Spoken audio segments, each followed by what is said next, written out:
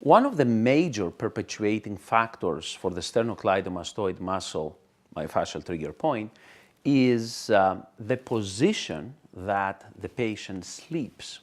So if we take, for example, this patient lying down on the bed and positioning, sit up for a moment, and positioning the shoulders on top of the pillow, then as you observe, that creates an extension of the neck and overactivation of the sternocleidomastoid muscles.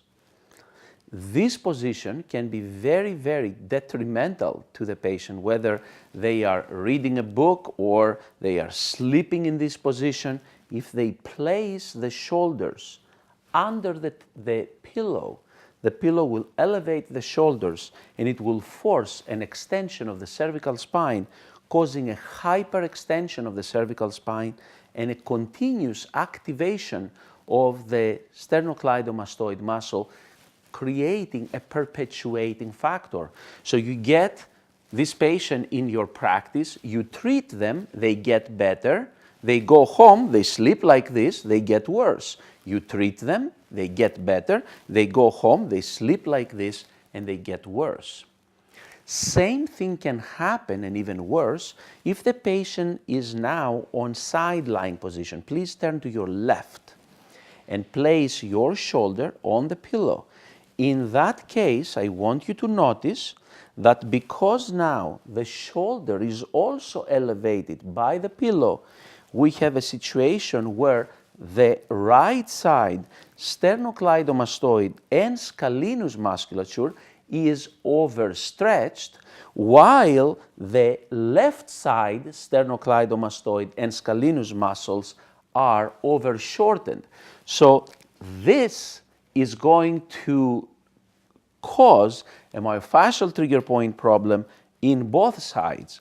On the right side from overstretching, on the left side from overshortening. If instead we place the pillow between the shoulder and the head, that condition normalizes better and the patient has a much better position on their cervical spine. Or if you sleep on your back, then once again we have a better position here where the muscles are very relaxed instead of overextended and overactivated.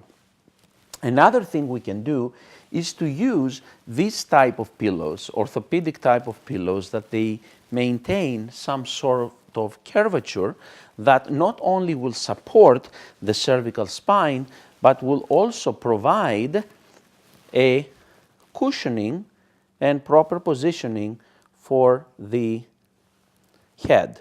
So now I have more of a neutral position on the cervical spine, whether the patient sleeps in supine position or if the patient sleeps on their side.